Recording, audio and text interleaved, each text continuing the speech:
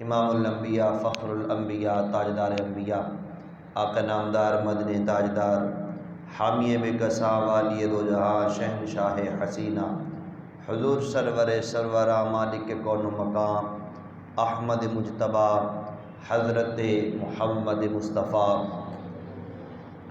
صلی اللہ تعالی علیہ وآلہ وسلم کی ذات بابرکات پر لادداد بے شمار ہدیہ درود و سلام پیش کرنے کے بعد انتہائی واجب القدر والاحترام میرے بزرگوں، میرے دوستوں، عزیز سامعین کرام،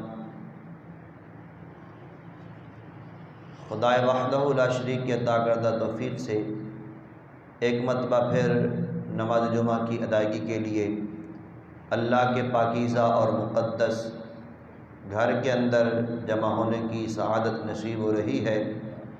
دعا ہے خالق کائنات آپ کی اور ہم سب کی حاضری کو اپنی بارگاہ میں قبول فرما کر ہم سب کے لیے بخشش کا ذریعہ بنائے۔ سامعین محترم، گزشتہ جمعہ جو بیان ہوا شب برات کے سلسلہ میں، اور شب برات بھی آئی، الحمدللہ مسلمانوں نے شب برات کے اندر اللہ رب العزت کی بارگاہ میں سجدہ ریزی کا موقع بھی ہم سب کو نصیب ہوا، اور ہر بندے نے اپنی توفیق کے مطابق اور اپنی اپنی حیثیت کے مطابق جو کچھ ہو سکا وہ کیا۔ تو میں نے اس رات بھی عرض کی تھی کہ شب برات کا مقصد اور شب برات کی رات کو جاگنے کا مقصد صرف یہ نہیں کہ بس اس کو ہم ایک رسم اور رواج سمجھ کے گزار دیں کہ جی شب برات آئی ہے، ٹھیک ہے، رات کو جاگنا بھی ہے، نوافل بھی ہم نے پڑھنے ہیں، محفل میں بھی شرکت کرنی ہے، لنگر بھی کھانا ہے، اور اس کے بعد پھر ہم نے دعا میں بھی شریک ہو کر بس جی اس کے بعد اللہ اللہ اور خیر صلی اللہ، اس طرح کا معاملہ نہیں ہے۔ میں نے اس رات بھی عرض کی تھی کہ اگر تو یہی مقصد ہے تو پھر ہمارا اس رات کو جاگنے کا کوئی فائدہ نہیں ہے۔ ایسے آنسو بہانا اور گر گڑانا اس کا کوئی فائدہ نہیں ہے اگر صبح اٹھ کر ہم پھر اسی کام پر لگ گئے۔ صبح اٹھ کر ہم نے پھر ویسے کا ویسے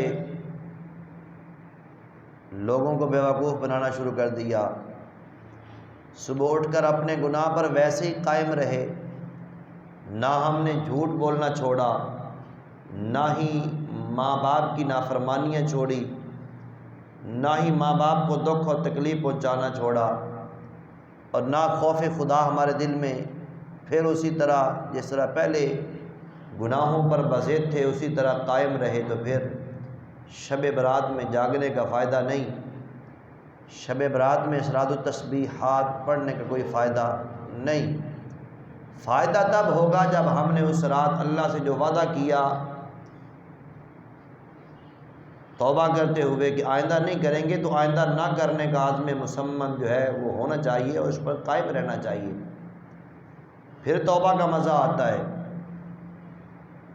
یہ فرار تو اگر آپ دنیا دار کے ساتھ کریں گے تو وہ بھی آپ کو جو ہے وہ اچھا نہیں جانے گا، وہ بھی آپ کے ساتھ کوئی سلوک کچھ نہ کچھ کر ضرور کرے گا کہ آپ اس کو ایک بار کچھ کہیں یا دوبارہ پھر اس کے خلاف کریں۔ ابھی رات کو آپ اس کے ساتھ وعدہ کریں گے کہ آئندہ تیرے ساتھ میں زیادتی نہیں کروں گا، آئندہ تیری بات مانوں گا، تیرے ساتھ جو وعدہ کر رہا ہوں وہ پورا کروں گا، صبح اٹھ کر جو ہے اس وعدے کے خلاف کریں تو دنیا کا کوئی انسان بھی اس کو برداشت نہیں کرتا۔ تو ہم رب کے ساتھ وعدے کریں کہ یا اللہ ہمیں ہمارے پچھلے معاف کر دے، آئندہ نہیں کریں گے، صبح اٹھ کے پھر وہی کام کریں، تو کس کو دھوکہ دے رہے ہیں؟ اس ذات کو جو دلوں کے باتیں جانتی ہے، اس ذات کو ہم نے دھوکہ دینے کی کوشش کی جو دل کے اندر ابھی ارادہ آتا بھی نہیں ہے، اسے پہلے معلوم ہوتا ہے۔ کیا ہم یہ سمجھ بیٹھے کہ اللہ ہمیں نہیں دیکھ رہا؟ نہیں میرے دوستو، ایک رات میں جاگ لینے سے پورے سال کا یا پوری زندگی کا حق ادا نہیں ہو گیا، سارے گناہوں کی معافی نہیں ہوگی۔ یہ فضائل کی راتیں ہوتی ہیں، فضیلت کی باتیں ہوتی ہیں، یہ فضائل ہیں۔ ان راتوں کے اندر جاگنے کا، پھر توبہ کرنے کا فائدہ اسی کو ہوتا ہے جو پھر عمل کے میدان میں بھی اترتا ہے۔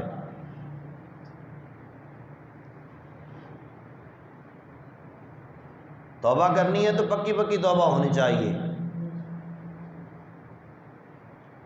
فرائض کی ادائیگی پوری کریں، حقوق اللہ پورے ادا کریں، حقوق العباد بندوں کے جو حق مارتے ہیں دھوکہ دہی کے ساتھ، فراڈ کے ساتھ، یا جیسے بھی کسی بھائی کا حق مارا، ہمسائے کا حق مارا، کسی دوست کا حق مارا، کسی یتیم کا حق مارا، اور اس پر ڈٹے رہیں اور رو رو کر اللہ کی بارگاہ میں معافی بھی مانگتے رہے، اس طرح نہیں ہوگا۔ حقوق اللہ بھی ادا کریں، حقوق العباد بھی ادا کریں، اور پھر اللہ کی بارگاہ میں رو رو کر معافیاں مانگیں کہ یا اللہ ہم نے اپنی طرف سے جو حقوق ہیں وہ ادا کیے ہیں، اس کے باوجود بھی ہم سے جو غلطیاں ہوئی ہیں وہ ہمیں معاف فرما دے۔ یہ نہیں کہ ہم گناہوں پر ویسے کہ ویسے ڈٹے رہیں اور معافی مانگنے سے کہے جی ہمارا یہ معافی ہو جائے گی۔ میں نے شب برات والے دن صبح کے درس میں یہ بات کی تھی کہ لوگ آج کل سوشل میڈیا پر لوگوں سے معافی مانگتے ہیں۔ کوئی جی فیس بک پہ پوسٹ آئی ہوتی ہے، آج کی رات شب برات کی رات ہے جی، میری طرف سے جانے انجانے میں اگر کسی کی دل آزاری ہو گئی تو مجھے معاف کر دینا۔ اور بھائی سوشل میڈیا پر تو آپ کے ساتھ وہ لوگ اٹیچ ہیں جنہوں نے تجھے دیکھا بھی نہیں ہے، وہ لوگ تمہارے ساتھ ہیں جن کے ساتھ تمہاری ملاقات ہی نہیں ہوتی۔ تمہاری ملاقات تو تیرے بھائیوں سے ہوتی ہے، تمہاری ملاقات تو روزانہ تمہارے ہمسایوں سے ہوتی ہے، تمہاری ملاقات تو روزانہ تمہارے بہن بھائیوں کے ساتھ ہے، رشتہ داروں کے ساتھ ہے، ماں باپ کے ساتھ ہے۔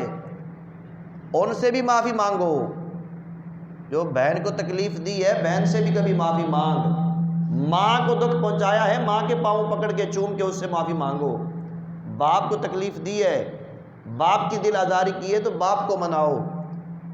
جن سے معافی مانگنے کا حق ہے ہم ان سے معافی نہیں مانگتے، اور وہاں معافی مانگنا جو ہے وہ سمجھتے ہیں کہ یہ اس میں ہماری جو ہے وہ بے عزتی ہے، ہم کیسے جو ہے وہ باپ کے سامنے ہاتھ جوڑ کے کھڑے ہوں، کیسے ماں کے قدم چومیں، یہ تو ہماری حد تک ہے، یہ تو ہماری توہین ہے۔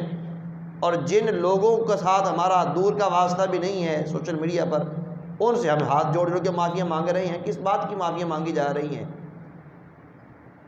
جن کے ساتھ زیادتی کی ہے، جن کے ساتھ ہم نے طلب کلامی کی ہے، جن سے ہمارا جھگڑا ہے، ان کے ساتھ ان سے معافی مانگے۔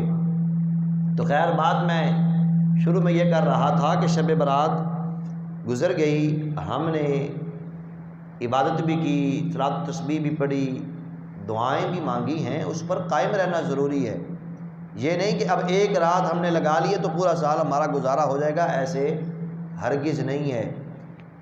نبی پاک صلی اللہ علیہ وسلم کا فرمان علی شان علامہ ابو اللیث رحمۃ اللہ علیہ فرماتے ہیں کہ 7ویں آسمان پر اللہ کے فرشتے ہیں، کہ اللہ نے جب سے ان فرشتوں کو پیدا کیا ہے تب سے وہ اللہ کی بارگاہ میں سر سجدے میں رکھے ہوئے ہیں۔ جب سے اللہ نے پیدا کیا ہے تب سے انہوں نے سر کو سجدے میں رکھا ہے، اور قیامت کے دن وہ سر کو اٹھائیں گے تو کیا کہیں گے؟ سبحانکا ما عبدناکا حق عبادتکا، اے مولا تجھے پاکی ہے، تیری ذات پاک ہے، تیری بندگی کا جو حق تھا وہ ہم ادا نہیں کر سکے ہیں۔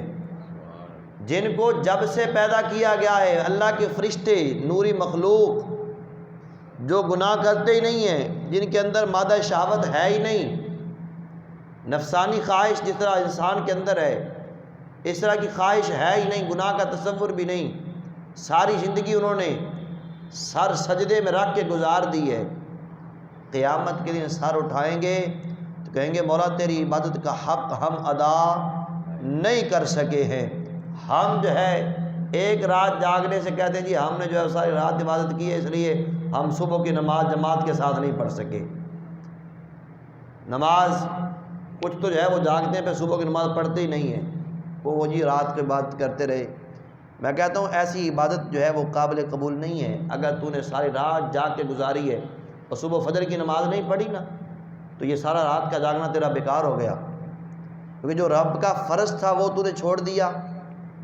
نفلی عبادت ہے، نفلی عبادت اتنی کرو کہ تم جو ہے وہ فرض میں کوتاہی نہ ہو سکے، فرض میں کوتاہی نہ ہو۔ اگر نفلی عبادت کے پیچھے تم نے فرضی نماز چھوڑی ہے، فرضی عبادت چھوڑ دی ہے، تو پھر یاد رکھو وہ نفلی عبادت تمہاری قابل قبول نہیں ہے۔ راتوں کو اٹھ کر تہجد پڑھیں، فجر کے وقت سوئے رہیں، ایسا نہیں ہے۔ عشاء پڑھے نہیں، صبح اٹھ کر تہجد پڑھیں، وہ بھی قابل قبول نہیں ہے۔ پہلے رب کے فرض ادا کر، فرائض پہلے ہیں اور پھر نوافل ہے۔ جب فرائض کے بعد نوافل پہ بندہ دوام اختیار کرتا ہے تو پھر بندے کو مقام قرب نصیب ہوتا ہے۔ اگر کوئی کہے کہ میں رب کے فرض ادا نہ کروں اور نوافل کے ذریعے رب کا قرب مجھے مل جائے تو ایسا ممکن نہیں ہے۔ تو فرشتے جب سے پیدا ہوئے تب سے لے کر قیامت تک سر سجدے میں رکھنے کے بعد بھی کہتے ہیں کہ مولا تیری عبادت کا ہم حق ادا نہیں کر سکے۔ قرآن کہتا ہے یخافون ربہم من فوقہم ویفعلون ما یؤمرون۔ جب سے اللہ نے ان کو پیدا کیا ہے تو وہ اپنے رب سے ڈرتے ہیں، یخافون ربہم من فوقہم، اپنے رب سے وہ ڈرتے ہیں، ویفعلون ما یؤمرون، اور وہی کرتے ہیں جس کا ان کو حکم دیا گیا ہے۔ بندوں کو جس کا حکم دیا گیا بندے وہ نہیں کرتے، بندے اس کے خلاف چلتے ہیں۔ اور یہ حقیقت ہے جو میں بیان کر رہا ہوں، سب کا یہی حال ہے۔ ممبر پر بیٹھنے والوں سے لے کر آخری صف میں بیٹھنے والوں تک ہم سب ایک ہی صف میں کھڑے ہیں۔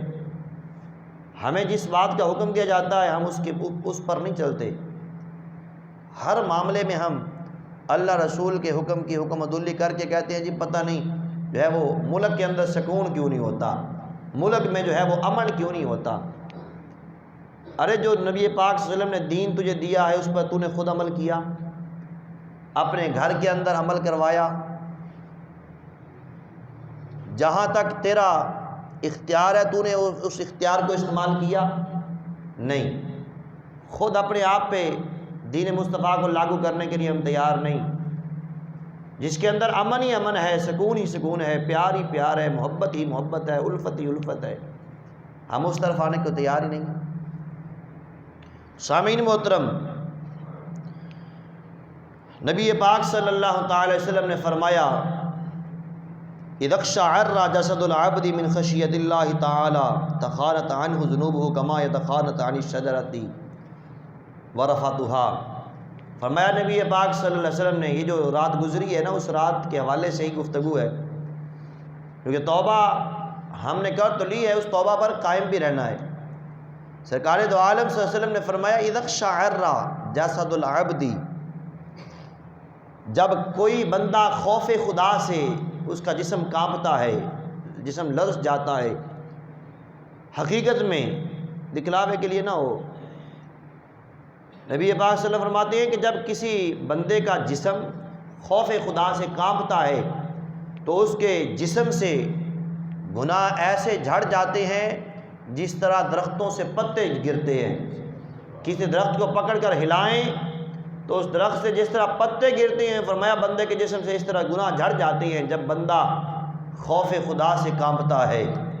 کاش کہ ہمیں بھی خوف خدا میں کانپنا نصیب ہو جائے اور پھر اس پر ہمیں قائم رہنا بھی نصیب ہو جائے۔ اس کو صرف رسم اور رواج سمجھ کر جو ہے وہ ہم نہ گزار دیں، اپنی توبہ پر قائم رہیں۔ بنی اسرائیل میں ایک شخص تھا نوجوان جو کسی عورت پر فریفتہ ہوا، عورت کے محبت میں جو ہے وہ گرفتار ہو گیا۔ اتفاق سے وہ عورت کسی قافلے کے اندر سفر میں جا رہی تھی، تو جب اس کو پتہ چلا تو اس نے بھی رخت سفر باندھا اور قافلے کے ساتھ ہو لیا۔ کام کوئی نہیں تھا اس کو، صرف اس عورت کی محبت کے اندر قافلے میں شریک ہو گیا۔ قافلہ سارا دن چلتا رہا. جب رات کے وقت کسی جگہ پر اس قافلے نے پڑاؤ کیا تو چونکہ یہ ایک عورت کے عشق میں تھا، اسے نیند کہاں آنی تھی. رات کا وقت ہوا تو اس نے اس عورت کو ڈھونڈ نکالا، اس کے پاس جا کر کہنے لگا مجھے کوئی کام نہیں ہے، میں کسی کام سے قافلے میں نہیں آیا ہوں، میں تو صرف تیری محبت میں کھینچتا ہوا چلا آیا ہوں، صرف تیری محبت مجھے کھینچ لائی ہے، میں تیری محبت میں گرفتار ہوں اور مجھے کوئی کام نہیں ہے، کسی کام سے میں قافلے میں شریک نہیں ہوا. اس عورت نے کہا اچھا تو اس کام کے لیے آیا ہے تو ٹھیک ہے، پھر جاؤ دیکھ کر آؤ قافلے والے سو گئے ہیں، کوئی جاگ تو نہیں رہا. اس نوجوان نے جب یہ بات سنی تو دل میں لڈو پھوٹنے لگے کہ شاید عورت میرے محبت کے جال میں جو ہے وہ پھنس رہی ہے. اس نے پورے قافلے کا چکر لگایا، چکر لگانے کے بعد واپس آیا، کہنے لگا میں نے اچھی طرح دیکھا ہے کہ سب لوگ سوئے ہوئے ہیں، کوئی بھی نہیں جاگ رہا ہے. بس کام کر، سب لوگ سوئے پڑے ہیں، کوئی نہیں جاگ رہا. اس عورت نے کہا کوئی نہیں جاگ رہا؟ کہنے لگا کوئی نہیں جاگ رہا. کہنے لگی یہ بتا کہ تیرا رب کے بارے میں کیا خیال ہے؟ رب کے بارے میں تیرا کیا خیال ہے؟ وہ جاگ رہا ہے کہ سویا ہوا ہے؟ کہنے لگا وہ تو نہیں سوتا، اسے تو اونگ بھی نہیں آتی ہے. رب نہیں سوتا، رب کو اونگ نہیں آتی. اس نے کہا پھر دنیا کے داروں سے ڈرتا ہے، جو رب جاگ رہا ہے دیکھ رہا ہے اس سے کیوں نہیں ڈرتا؟ اس رب سے کیوں نہیں ڈرتا؟ بس اس عورت کا یہ جملے کہنا تھا کہ اس شخص کے جسم پہ کب کبھی طاری ہوئی، فوراً وہاں سے واپس ہو لیا، گھر آ گیا. زندگی گزرتی گئی، آخر ایک دن آیا اس کا دنیا سے جانے کا، چلا گیا. مرنے کے بعد کسی نے اس کو خواب میں دیکھا اور خواب میں پوچھا بتا تیرے ساتھ کیا معاملہ ہوا؟ اس نے کہا بڑا گناہ گار تھا میں، ایک دن خوف خدا سے ایک گناہ میں نے چھوڑا ہے، اللہ نے میرے سارے گناہوں کو معاف فرما دیا ہے. اللہ کے ڈر سے، اللہ کے خوف سے ایک گناہ چھوڑا تھا، اللہ نے میرے سارے گناہ معاف کر دیے ہیں. تو اگر ہم بھی اللہ کی بارگاہ میں توبہ جو ہم نے کی ہے اس پر قائم رہیں، خوف خدا کو دل میں بسائے رکھیں، جب بھی ہمیں کہیں گناہ کا موقع نصیب ہو تو خوف خدا ہمارے آڑے آ جائے اور ہمیں اس گناہ سے روک لے، تو زہ نصیب ہمیں بھی یہ مقام حاصل ہو سکتا ہے کہ خوف خدا سے کانپنے کی وجہ سے، خوف خدا سے ڈرنے کی وجہ سے ہمارے سارے سابقہ گناہ بھی معاف ہو سکتے ہیں. اسی طرح بنی اسرائیل کے اندر ایک عابد تھا، اللہ کی عبادت کرنے والا، اور اس کے بچے بہت زیادہ تھے، کثیر العیال تھا. وہ بیمار ہو گیا، لاغر کمزور ہو گیا، اب کام کاج نہیں کر سکتا، چھوٹے چھوٹے بچے ہیں. جب بچوں کی بھوک پیاس زیادہ ہوئی تو اس نے اپنی بیوی کو، اپنی گھر والی کو بھیجا کہ جاؤ کسی سے کچھ مانگ کے لے آؤ تاکہ بچوں کا پیٹ تو بھریں. اب وہ عورت مانگنے کے لیے ایک تاجر کے پاس جاتی ہے اور تاجر کو جا کر اپنا سارا حال سناتی ہے کہ اس طرح ہمارے ہاں بچے چھوٹے چھوٹے ہیں، بھوکے ہیں، پیاسے ہیں، اللہ کے نام پہ ہمیں کچھ دے دے. اس نے کہا میں دوں گا تو صحیح لیکن تجھے میری خواہش پوری کرنی ہوگی. اس عورت نے جب یہ بات سنی تو واپس آ گئی. جب واپس گھر میں آئی، بچوں نے دیکھا کہ ماں خالی ہاتھ گئی تھی اور خالی ہاتھ واپس آئی ہے. بچے بھوک سے بلکنے لگے. اب بچوں کا بلکنا ماں سے برداشت نہ ہوا. بچوں کے لیے مائیں کیا کیا کرتی ہیں یہ ماؤں کو پتہ ہے کہ مائیں اپنے آپ کو کتنی مصیبتوں میں ڈال لیتی ہیں اپنے بچوں کی پرورش کے لیے، بچوں کو پالنے کے لیے. آج ہم جوان جب ہوتے ہیں، شادی شدہ ہو جاتے ہیں، کہتے ہیں ہمارے ماں باپ نے ہمارے لیے کیا کیا؟ ہمارے ماں باپ نے تو ہمارے لیے کیا ہی کچھ نہیں ہے.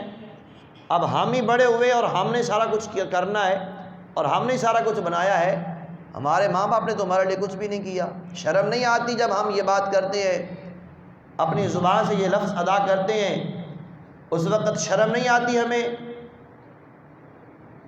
اس عورت نے جب بچوں کو دیکھا کہ بلک رہے ہیں پھر واپس چلی گئی اور جا کر اس تاجر سے کہنے لگی کہ اپنی خواہش کو پورا کر لے اور مجھے کچھ نہ کچھ ضرور دے دے۔ اب وہ تاجر قریب آنے لگا، جب اس عورت کے قریب آیا تو دیکھا کہ اس عورت کا جسم کانپ رہا ہے، تھر تھر کانپ رہا ہے۔ اس نے جو سوچا شاید کہ یہ عورت ہے، پہلی دفعہ مجھ سے مل رہی ہے، اس وجہ سے ڈر رہی ہوگی۔ کہنے لگا ڈرتی کیوں ہے؟ اس نے کہا تجھ سے نہیں ڈرتی، میں رب سے ڈرتی ہوں، خوف خدا میں ڈر رہی ہوں، رب کے عذاب سے ڈر رہی ہوں۔ بچوں کی بھوک اور پیاس نے مجھے اس قدر مجبور کیا ہے کہ میں اپنا جسم جو ہے وہ تیرے حوالے کر رہی ہوں، ورنہ رب کا خوف میرے دل کے اندر بہت ہے، رب کے عذاب سے مجھے ڈر لگ رہا ہے۔ اس عورت کے جملے کہنے تھے کہ ان کا اثر اس تاجر پر ہوا۔ کہنے لگا تو اتنے تنگ دستی میں اور اتنی غربت میں بھی رب سے ڈر رہی ہے؟ ڈرنا تو مجھے چاہیے تھا کہ جسے اللہ نے اتنا مال عطا کیا ہے اور میں گناہ کے راستے پہ چل رہا ہوں، ڈرنا تو مجھے چاہیے تھا۔ یہ بات کی اور اس نے گناہ سے توبہ کر لی۔ جو ہی گناہ سے توبہ کر کے واپس ہوا، اللہ کے پاک نبی حضرت موسیٰ علیہ السلام کے دور کے یہ واقعہ ہے۔ اللہ نے موسیٰ علیہ السلام کو پیغام دیا، حکم دیا کہ جاؤ فلاں علاقے کے اندر فلاں بندہ ہے، اسے خوشخبری دے دو کہ اللہ نے تمہارے سارے گناہوں کو معاف فرما دیا ہے، اللہ نے تمہارے سارے گناہ معاف کر دیے ہیں۔ سامعین محترم،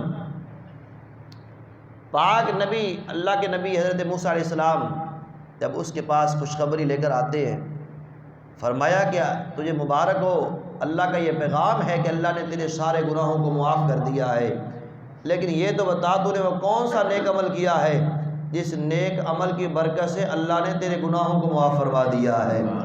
تو اس بندے نے سارا ماجرا سنایا۔ تو بات کرنے کا مقصد یہ ہے کہ ہمیں بھی خوف خدا کو دل میں رکھنا چاہیے، اس کو رسم اور رواج سمجھ کر ایک رات میں گزار نہیں دینا چاہیے کہ ایک رات ہم نے جو ہے وہ خوف خدا میں آنسو بہا لیے، اب سارا سال ہمارا گزارا ہو جائے گا۔ ایسے نہیں ہے، جب بھی گناہ کا ارادہ دل میں آئے تو خوف خدا ساتھ شامل ہونا چاہیے، اللہ کا ڈر دل میں ہونا چاہیے، اور یہ خوف خدا میں بندے کو روتے بھی رہنا چاہیے، آنسو بہاتے رہنا چاہیے۔ قیامت کا دن ہوگا، اللہ اکبر، قیامت کے دن ایک شخص کے بارے میں حکم ہوگا کہ یہ بندہ بڑا گناہ گار ہے، ساری زندگی سے نافرمانیاں کی ہیں، اس کے بارے میں جہنم کا فیصلہ ہو جائے گا، اسے جہنم میں لے جاؤ، فرشتے پکڑ کے لے جا رہے ہوں گے۔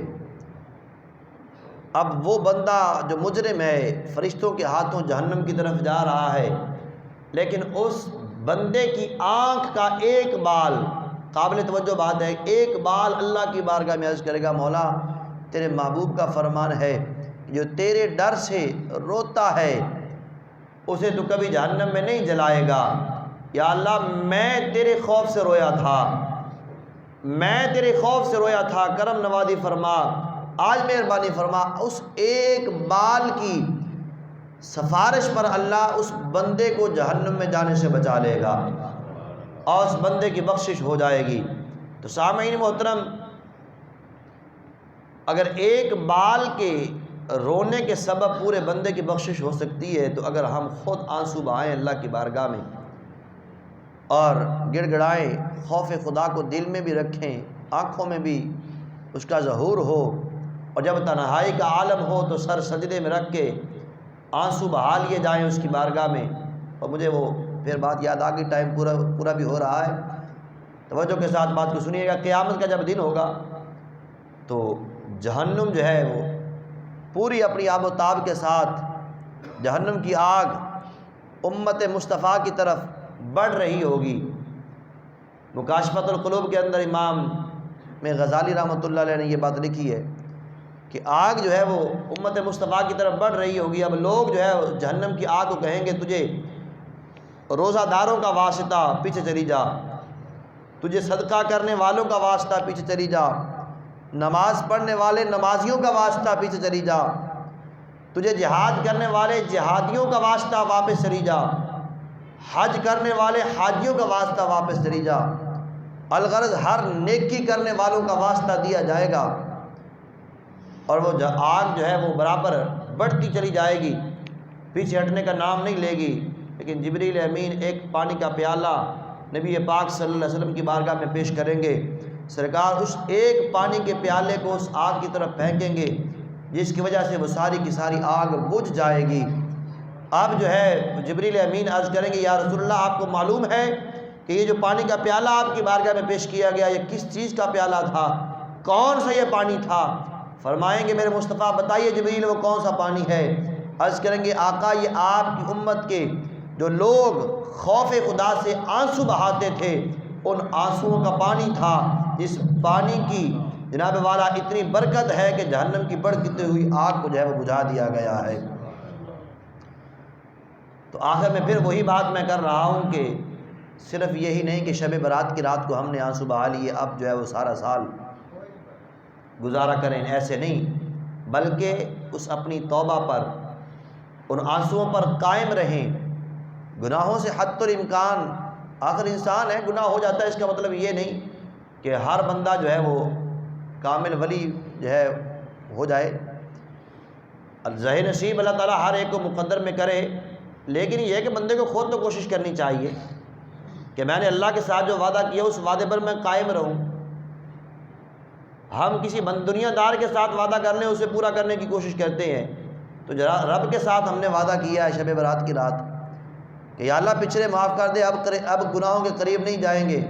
صبح اٹھ کے پھر وہی جھوٹ، وہی فراڈ، وہی دھوکہ، وہی چکر بازیاں، وہی نافرمانیاں، وہی بے نمازیاں، وہی جناب والا دنیا کے لوگوں کو جو ہے وہ دھوکے میں ڈالنا، طرح طرح کے ہر بندہ جو ہے وہ گناہ میں ملوث ہے، بس بشمول میرے۔ تو کیا ہم نے اپنے وعدے پر قائم نہیں رہنا؟ اس وعدے پر قائم رہنا چاہیے اور اس توبہ پر قائم رہنا چاہیے۔ پتہ نہیں کس وقت جو ہے وہ ہمارا آخری سانس آ جائے اور ہم نافرمانیوں میں لگے ہوئے ہوں۔